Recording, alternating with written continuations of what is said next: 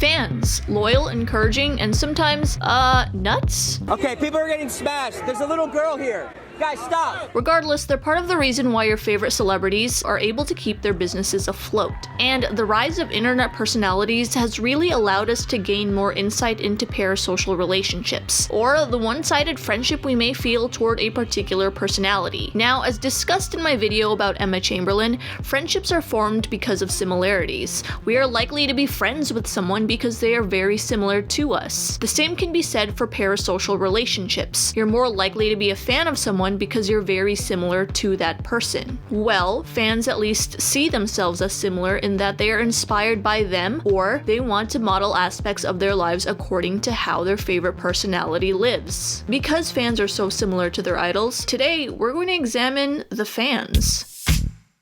Welcome to Psych IRL, my name is Donna. I'm going to start off with a disclaimer and say that there's going to be a lot of stereotypes being thrown around in this video, but just know that it's for fun. I'm not trying to be mean or anything. I think it's fun to look at how YouTubers shape their fans. Why are some fans extremely loyal and the personality can do no wrong, and some fans instantly turn on you? Let's start by looking at the Shane Dawson fandom. Shane Dawson is arguably one of the biggest creators right now, often called the Ellen of YouTube. Grab me a new diet root beer. He gives off a very generous and kind vibe. Personality-wise, he contrasts the typical LA vlogger in that he's not afraid to show his flaws. I'd say he's more relatable to the average person. He's been on YouTube for over more than a decade, so his fans are of all ages, but probably the loudest right now are the younger fan base. I'm a fan myself, of course, and one characteristic I see in Shane's fans is that they're extremely loyal. But with that, they're also very protective of Shane, and they criticize or hate on some of the people that he's worked with. Understandably, Shane has been backstabbed before. I don't think he's talked about it explicitly,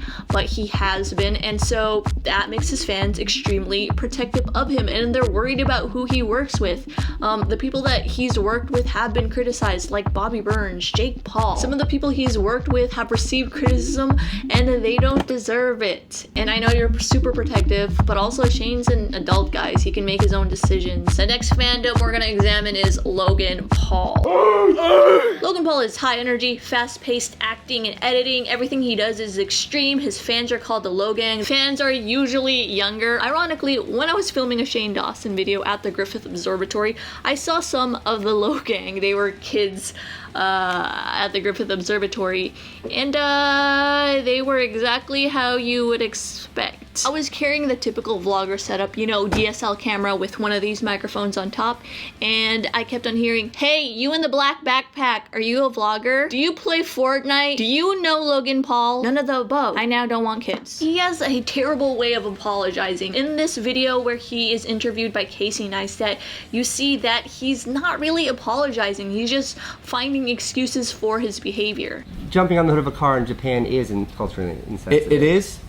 Yeah, absolutely. Jumping on the hood of a car in Japan is culturally insensitive? Dressed as a Pokemon throwing a Pikachu at the car, I absolutely think that's Why do you think that's insensitive? Well, I mean... Culturally insensitive.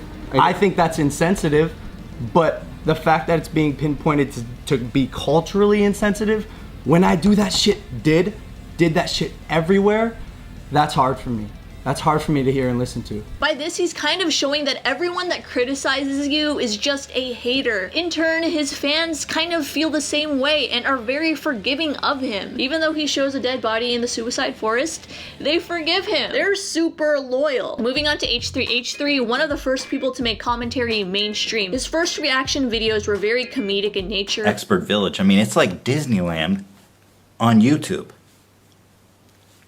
The podcast that he does reveal a more serious side to him. Because I was talking about something controversial and the controversy that they were going through, I'm not sure I'm getting a clear picture of the fan base.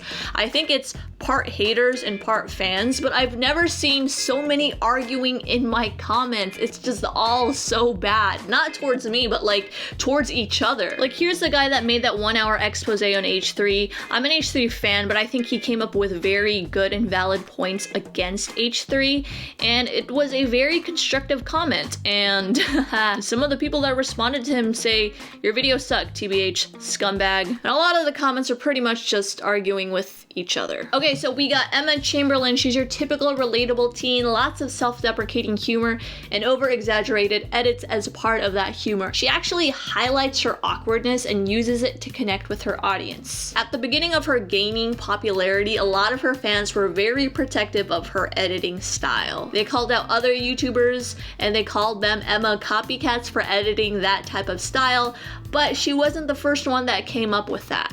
And to actually give her fan base credit, I think that her fan base takes criticism quite well.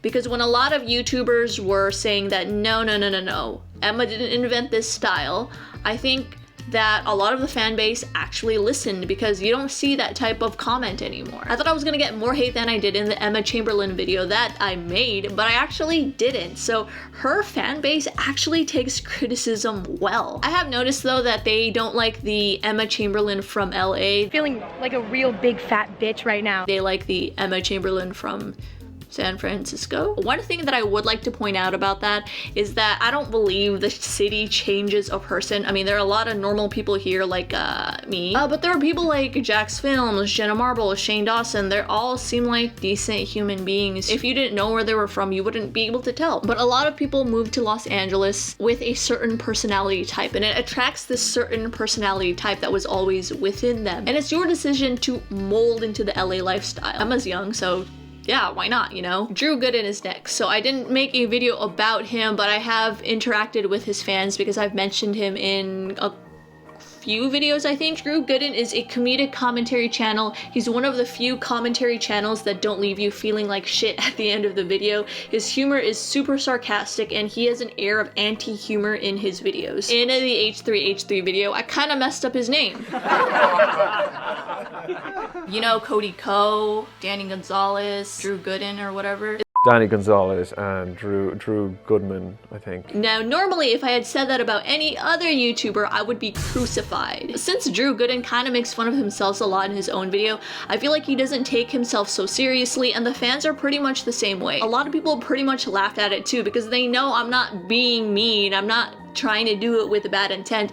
And man, I just wish a lot more fans were like this. They weren't so defensive of whatever YouTuber they're a fan of. So please, go be a little stinker. Jax Films. Jack also uses anti-humor in his videos. He trolls a lot of YouTubers using parody or how he answers a question and makes fun of himself a lot. I think he also has some great fans. He's one of the few YouTubers who constantly gets trolled by his fans, but it's not this bad thing because he trolls them back too. So it's this kind of friendly banter that they have with each other.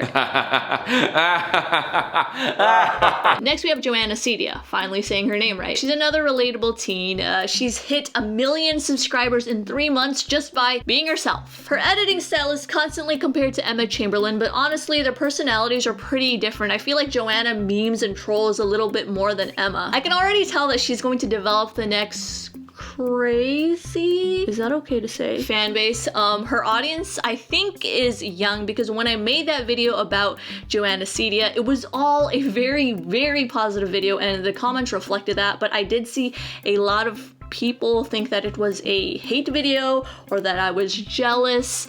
But it was, again, a very positive video. The overdramatic music and my sarcasm should have been a little bit more than enough to tell you that I was being sarcastic. But yeah, our audience is extremely dedicated. Just, you know, being sarcastic. So don't be mad next time. Okay. Lastly, we have PewDiePie. He gets so much ridiculous criticism from media these days. I think he's at a point where he's like, you know what, whatever. His humor is super sarcastic in nature when he does reviews of memes and even internet news. He's at such a top level, he's not worried about sucking up to other YouTubers or stepping on other people's toes, and I think that's the coolest thing about Felix. So when I made a video about PewDiePie, it was still very positive, but I was still kind of scared a little bit because I've heard stories that his audience was super crazy. But surprisingly, everyone's pretty nice and they're actually pretty funny and they get sarcasm. My pinned comment says, "But that's Poppy Harlow. Please do your research before making any videos and correct your title." So funny. Some of his fans are younger than 9 years old and sometimes the sarcasm just doesn't translate. PewDiePie does have to address this from time to time, and you can see this in the T-Series battle when he jokes about India a lot. Unfortunately, a lot of racism has popped up from this, but Felix has addressed this and donated to 9-year-olds in India. And he's just one of those people that even YouTubers cheer him on. Very cool. Okay, that's it. This was a short video for you today, I think. I don't know how to end this.